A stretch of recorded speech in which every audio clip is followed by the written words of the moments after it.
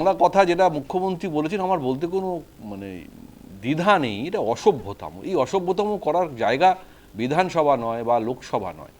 তো কালীঘাটপন্থী তৃণমূল বা ঋতব্রত তৃণমূল বলে আমি এখানে ভাগ করতে চাইছি না, আমি তৃণমূল বলেই বলতে চাইছি। এই ধরনের আচরণ কোথাও মনে হয় না দলের ভাবমূর্তি খারাপ করছে, যা ভবিষ্যতে যারা তৃণমূল কর্মী সমর্থক বা যারা তৃণমূলকে ভোট দেন তারাও তো মুখ ফিরিয়ে নেবে দাদা।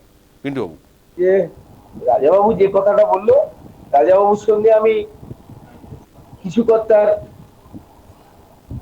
আমি বিরোধিতা করব নিঃসন্দেহ। যে বিধানসভার যদি গরিমা নষ্ট হয়, তাহলে বিধানসভার বাইরে অনেক কিছু করা যায়, তাই তো? জনপ্রতিনিধি হিসেবে তার প্রতিবাদটা কোথায় হবে? সারা ভারতবর্ষে কল্যাণ ব্যানার্জি যদি অন্যায় করে থাকে কোনো মহিলা সাংসদদের অশালীন আচরণ, আমি ওটাই সমর্থন করি না। কিন্তু দেশের বাইরে, পার্লামেন্টের বাইরে অন্যান্য দেশে মহিলাদের ওপর, আর আজকে দিল্লির যন্তর মন্তর অঞ্চলে কদিন ধরে মহিলাদের উপর যে অকাত্য অত্যাচার পুলিশের এবং সরকারের নেমে আসছে, সেটাও কি গ্রহণযোগ্য না অশালীন? এটাও কি কি বলবেন রাজাবাবু? বিধানসভার মধ্যে কিছু বললে সেটা অশালীন, বিধানসভার বাইরে যেটা পুলিশ প্রশাসন সরকার দিয়ে বল প্রয়োগ করে কোনো কিছু করলে সেটা শালীনতার মধ্যে পড়ে কি? দ্বিতীয় কথা হচ্ছে, আপনি সঞ্চালক, সঞ্চালক যদি প্রথমেই দুটো বিরোধী পক্ষ আর সরকার পক্ষের মধ্যে, বিরোধী পক্ষের মধ্যে দুটো ভাগ করে দেয়, করে একটাকে সরকার পক্ষে রাখে, তাহলে সেটা কি হলো? সরকার পক্ষে তার মানে বিরোধী বলতে কিছু নেই। আর পশ্চিমবাংলার বিরোধী বলতে একমাত্র মমতা ব্যানার্জিকে বোঝায়।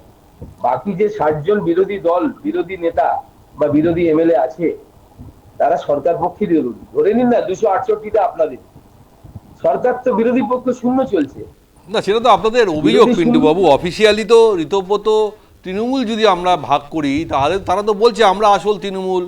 নির্বাচনী ফুল বেঞ্চের সামনে কেন্দ্রীয় নির্বাচন কমিশনের কাছে গিয়ে বলছে আমরা প্রতীক পেতে পারি, আমরা তহবিল নেব, আমাদের আলাদা কমিটি আছে। তো সেখানে আপনারা অভিযোগ করতে পারেন যে সরকারের সঙ্গে যোগসাজশ করে তারা সব করছে, কিন্তু অফিসিয়ালি তারা তো তৃণমূলের বিধায়ক। আপনি নিজেই সরকার পক্ষের মতনই কথা বলছেন। আমাকে বলতে দিন, আমি রাজাবাবুর কথাটা ভালোভাবে শুনেছি, হুম। আমি আপনার কথাটাও শুনলাম। আমি যে কথাটার বক্তব্য যে সংখ্যাধিক্যের বিচার দিয়ে কিন্তু বিরোধী দলের নেতা চাকমা হয় না, এটা বিচারাধীন অবস্থাতেই আছে। হুম। হাইকোর্টে নিশ্চয়ই অর্ডারটা, বিচারপতির, মাননীয় বিচারপতির বক্তব্য আপনারা নিশ্চয়ই শুনেছেন। হুম। একটা বিরোধী পক্ষ যে পশ্চিমবাংলার জনগণের আপামর, যদি ওনারা প্রকৃত তৃণমূল কর্মী হতো, যে তৃণমূল কর্মীরা ওদেরকে জেতালো, তাদের সুখ দুঃখের কথা বিধানসভায় না বলে সারাক্ষণ 24 ঘন্টা মাননীয় মুখ্যমন্ত্রী খুব প্রশংসা করছেন, তাহলে উনি কি বিরোধী পক্ষ না সরকার পক্ষ, কোনটা? আচ্ছা। যে যখন তৎকালীন মুখ্যমন্ত্রী, এখনকার মুখ্যমন্ত্রী যখন তখন বিরোধী দলের নেতা ছিলেন, তখন তিনি কি আচরণ করেছিলেন, তিনি তাহলে কি একটা কি প্রশ্ন করেছিলেন করবো। বিধানসভায়, কি কি বলেননি, সেটাও তো বলুন। আজকে উনি যে ভাষাটা ব্যবহার করেছে অসভ্যতামি, উনি কি বিধানসভায়, গত বিধানসভায় উনি কি ভালো আচরণ করেছিলেন? উনি করেছিলেন? আর দ্বিতীয় কথা হচ্ছে, মাননীয় স্পিকারকে আমি সম্মান করি, ওই চেয়ারটাকে সম্মান করি। ওই ওই চেয়ারে কিন্তু হাসিমা হালুম ছিলেন, অনেক দিনের ছিলেন, এর আগে লোকসভায় স্পিকার ছিলেন সোমনাথ চ্যাটার্জি, অনেক দিগ্গজ ছিলেন। কিন্তু কথা হচ্ছে, একটা স্পিকারের ভাষা কি ওইটাই হবে যে ওনাকে বের করে দিন, তো ওকে বের করে দিন, ওকে বের করে দিন? এটা তো একটা বাড়ির, মানে এটা একটা ক্লাবের একটা কোনো আলোচনা মনে হচ্ছে, চায়ের টেবিলে বা ক্লাবের কোনো মিটিং হচ্ছে, এই ওনাকে বার করে দে, বার করে দে, বার করে দে। এটা কি একটা স্পিকারের ভাষা হতে পারে? আপনি বলুন, সে তো মাননীয় সাংসদ বিধানসভা, সে মাননীয় বিধানসভার সদস্য, তাকে যদি বলতে দেওয়া না হয়, বিরোধী পক্ষকে ট্যাগফুলি মমতাপন্থী এমএলএদেরকে বলতে দেবো না, কালীঘাটপন্থী এমএলএদেরকে, তৃণমূল এদিকে আপনারা বলছেন বিরোধী দল তৃণমূলের সবাই, কিন্তু তাকে বলতে দেবো না। আবার বলছে কি, আপনি যদি ওদিকে চলে আসেন আপনাকে বলতে দেবো। কি বলেছেন আকুরুজ্জামান ওখানে? আকুরুজ্জামান বলেছেন কি, আমরা 21শে জুলাই কালকে সমাবেশ করেছি, ওনারা তো কেউ আসেননি, কেন যাবে ওখানে? কেন যাবে? কি কারণে যাবে? ওইটা তো সরকারের স্পন্সার্ড 21শে জুলাই, এটা বুঝতে হবে তো। এটাও তো বুঝতে হবে আপনাকে। আমার দিকে তার আসলে, প্রমাণ আছে? আপনার কাছে গেলে আমি যদি আপনাকে তার দয়া প্রমাণ করি আছে? যে আমাকে বলতে দিন, তাহলে আপনি খুশি, আপনি আমাকে বলতে দেবেন। কিন্তু আমি যদি আপনার কাছে না যাই, আপনার বিরোধিতা করি, না আপনাকে বলতে দেবো না। মার্শাল দিয়ে বার করে দিন না কেন, দরকার হলে অনেক কিছু দিয়ে বার করে দিতে পারেন। কেন 268 জন আপনাদের সদস্য আছে, সরকার আপনাদের আছে, পুলিশ আপনাদের আছে, প্রশাসন আপনাদের সঙ্গে আছে। করুন, যা খুশি করুন।